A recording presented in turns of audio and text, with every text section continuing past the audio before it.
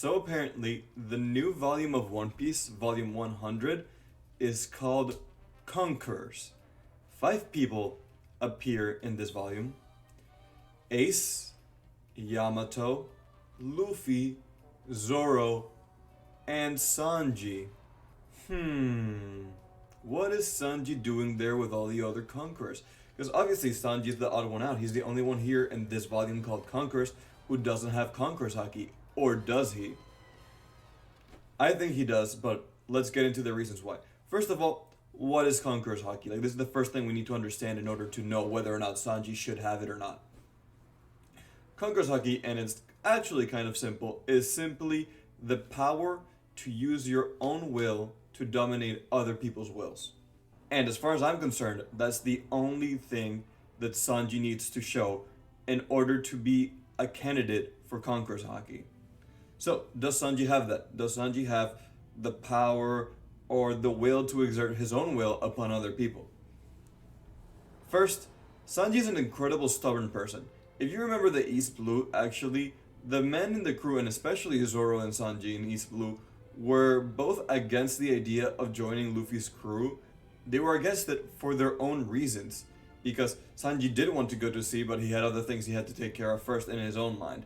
And ultimately, he did decide to go to sea because obviously he was enthralled by Luffy, but ultimately it was the case that he also had his own reasons for wanting to go out to sea, and it wasn't just because Luffy asked him to. Sanji is known to be beyond stubborn with his own ideals that he will never break. He will always try to put his ideas before other people's because that's what he wants. He thinks that what he does is right, so he's going to always try to do the things he thinks are right. And ultimately, he always tries to get his way, even being one of the few Straw Hats who will stand up to Luffy when things get tough. Even as a kid, Sanji wasn't strong at all, but he still fought against odds that he couldn't possibly hope to win because he had the will to try to fight those battles just because they were the right thing to do for him. But he didn't have the power for it, so he didn't win the battles. But that's different from having the will to fight them. Then there's a third aspect that I think is actually a really strong point for Sanji having Conqueror's Haki that honestly is not discussed that much. And it's Sanji has this ability, and this ability is like a minor version of that ability that Mihawk talked about Luffy having. And that's the ability to draw others towards you. This is what Mihawk said in the Paramount War was Luffy's greatest ability. But Sanji has it to some extent. If you go through the story, you will see that Sanji often turns former villains or former antagonists again to be on his own side. Let's go to the list. Jin, Mr. Two, who was already friends with the Straw Hats from that one encounter, but Sanji's respect in that battle cemented Mr. Two's friendship, which has become really good, really strong and important for the Straw Hats, not just to escape Alabasta, but also an Impel Down. Then we have Duval and the Flying Fish Riders, who initially hated Sanji and they were the greatest enemy, and now they're loyal followers to Sanji, and only the Straw Hats by extension of being, Master Sanji's crew. Then in G8, obviously the Marines are enemies, but they were so enthralled by Sanji saving Tashigi that they start to follow him. And also Pudding, who was trying to kill Sanji, but ultimately ended up falling in love for him and following him. So Sanji's antagonists and villains he fights against often turn around into being friends. This isn't just because Sanji's stronger or he's very kind, it's because he also has the will to put himself above these other people. Now, I'd like to go through other conquerors and why they have flaws that still don't belie their ability to use conquerors, because as I said, the only need to have Conqueror's Hakis is to have that will to dominate other wills. And to show that, I want to go about some things that you might think are not, for example, testaments of having Conqueror's Haki, which Sanji does have. So, is he afraid often because he worries about power? For example, he was afraid of Big Mom, which is why he didn't want to take her down that arc because he knew that he had no chance. Well, no, because characters who feel fear against stronger forces. Boa Hancock is afraid against the Celestial Dragons. Doflamingo is afraid of Kaido. Katakuri is kind of afraid of his mom in a lot of ways because he knows that he can go crazy. So fear is not an indicator of not having conqueror's haki. Sure, you're less likely to feel fear if you are a conqueror, but that doesn't equate it. Just understanding your position in strength doesn't mean that like you don't have conqueror's haki. The next one is identity. So Sanji is often unsure about who he is, but Yamato has conqueror's haki. Katakuri has conqueror's haki. And then third, even though this one is obviously, if anyone ever discusses this one, they're an idiot because there's so many examples of subordinates having conqueror's haki. But if you think subordination is something that belies you to having conqueror's haki, then, well, Rayleigh, Katakuri, Zoro, Yamato doesn't want to be captain. She wants to be like a crew member of Luffy's. So yeah, being a subordinate is obviously not something that makes you not fit for conqueror's haki. If ultimately you are going to try to dispel the notion that Sanji should have conqueror's haki, then you shouldn't use it for any of these reasons. You should use it just basically on how much you think Sanji can extend his own will upon other people. And if you just think that he just doesn't do that enough, then fair enough. Obviously, Sanji will never have conqueror's haki as large as Luffy's or Zoro's, but does he have enough of that willpower to exert his own will upon other people to be like the likes of, Katakuri or even Yamato? I would say yes. I don't see why Sanji. I fully expect Sanji to be much stronger than both these characters by the end of the story, and that strength and that will to dominate people. I don't see why Sanji couldn't have it in the end of the story.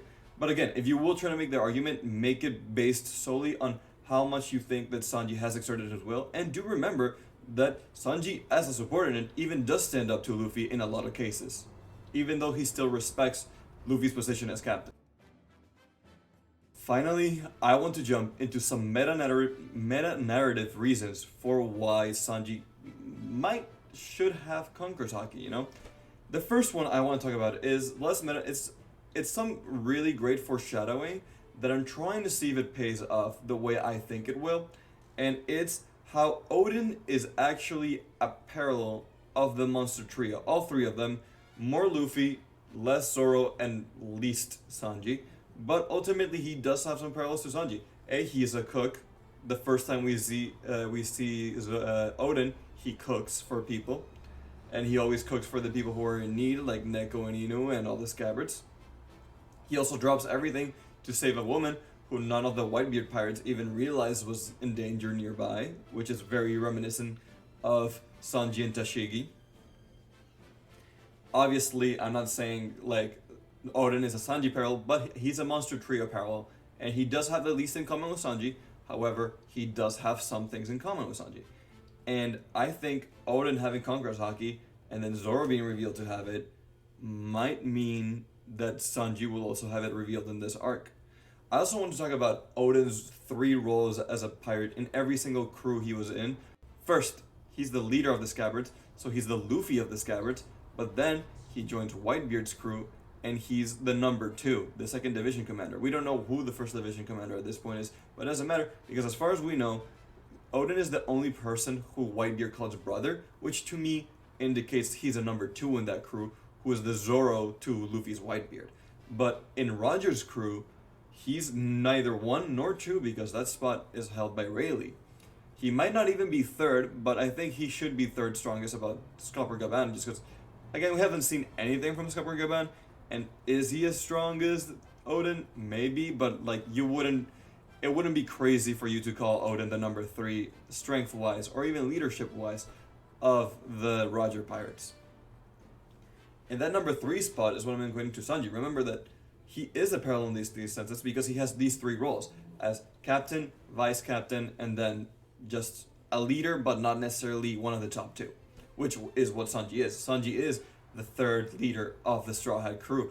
If you see what happened in Dressrosa, when they weren't there, they looked to Sanji to be the one to lead, and then he was the twirly head pirates captain, and led them to Zoe. Obviously, then he had to leave because if not, they were gonna kill Zeph.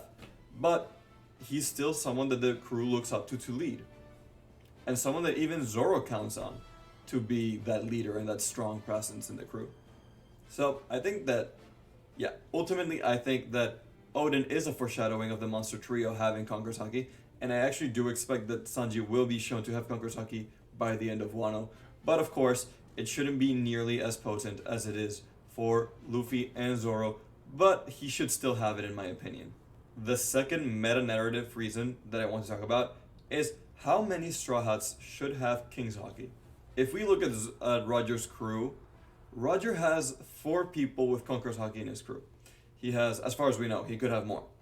He has himself, Rayleigh, Odin, and Shanks. Of course, Shanks hasn't shown it because he's too young to show it, but he does have it. Ultimately, Luffy's crew should surpass the Pirate King's crew in every way, I think. Personally, that's not necessarily true, but at the very least, he should match them. So at the very least, I expect there to be 4 conquerors in the crew, at minimum, by the end of the story. Whether that means that Yamato joins and then Sanji's chances drop, I don't think Yamato's going to join, but if she does, that is one of the 4. I actually think the other one is Usopp, because Usopp was also, it's played as a joke that he wants to be the captain, but we know that Usopp jokes, lies, kind of end up being reality. So I think, yeah, this video isn't about Usopp having Conqueror's Haki, but addendum, I also think that Usopp will have Conqueror's Haki, because he's joking about being captain, and he's actually the only one who's had a crew. Well, unless you count Johnny and Yosaku, but we don't really know what kind of relationship that was, at least not in the manga. Right. And the final meta-narrative reason, and this alone isn't reason enough, but it is kind of a big one, and it's maintaining the Zoro and Sanji rivalry as well as the monster trio alive.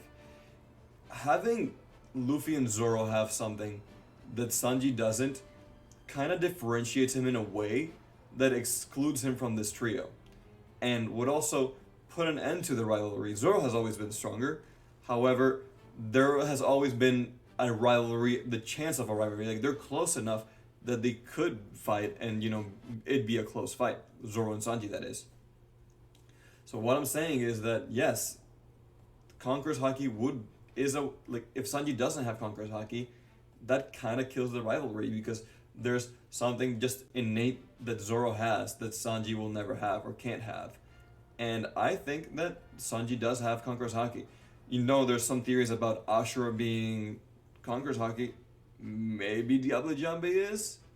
Who knows? I don't necessarily think so. Don't quote me on that. I certainly don't think it's Lunarian DNA, but it's probably some kind of like Haki related thing, because I do think it has to be. When Oda said his passion burns hotter than anything else, I took that to be the truth. And I still believe that that passion thing has to do with Haki and willpower. But yeah, if Sanji didn't have it, then that would be the end of the discussion. And obviously, Zoro would win most times in a fight, but Oda has always wanted there to be discussion, and I don't think he's ready to kill that discussion. So I think that Sanji's gonna get King's Haki, and I think he's gonna get it this arc by the end of it. Think about, Sanji will ultimately always be top 3 fighters in the Straw Hats. Whatever happens in the story, that fact will remain true. Even if Yamato joins, who has Conqueror's Haki, if Yamato joins and has Conqueror's Haki, it's almost a requirement that Sanji get it, because Sanji will always be the 3rd strongest in the crew. He's a main character. He is one of the top 5 first characters that Oda ever thought of, which means that he's always going to have some of the most spotlight. Ultimately, and finally, to conclude this video, I kind of just can't get past the fact that Sanji was in a cover called Conquerors, in a volume cover called Conquerors. Obviously, like, it's the trio of the monster trio shown in the cover, and maybe that's why he's there. But then Oda wouldn't call a cover Conquerors if it had some people who weren't Conquerors in it, right? It would just be strange. Of course, then maybe he's just saying it because, like, oh, this is the volume that Luffy goes into Conquerors, but no, Oda's more clever than that. And he likes to put these things in straight set and spoil us without telling us he spoiled us, right? So it kind of does feel to me like Oda has spoiled us on the fact that Sanji has Conqueror's Haki. Again, don't be surprised. And if you are going to say, no, that's definitely not enough, I agree, that's on its own, being on this cover is definitely not. Like, if Chopper was on this cover, is Chopper getting Conqueror's Haki? No, he's not getting Conqueror's Haki. He does not have the will to dominate other wills. And ultimately, if you are going to say that Sanji can't have it, tell me why you think that Sanji doesn't have enough will or willpower to exert his own will upon other people. And cite examples, as of course I cited mine examples of him exerting his will over not only the people on the crew, the people in Baratier, but also the villains that he's changed to friends in the end. He's exerted the will on them and has become the leader of these people. Well, thank you for watching. I think I look like my hair's a mess right now, but that doesn't matter because I gotta get this video out today. And it's a softer video. It's a more chill video, less actual analysis, and only looking at what Conqueror's Haki is required, like the literal definition of what Conqueror's Haki is, and a very general look about what Sanji's done in this story that I could come up from the top of my head. If you have things to add to it, do it in the comments below, please. I'd love to hear those things. And in general, just comment, like, don't forget to subscribe because that's really important to growing my channel, and I really want to just have a bigger audience so that my thoughts can get out. And if you think I should have a bigger audience so that my thoughts can get out, then please subscribe. Alright, I'll hopefully see you on the next one. Peace.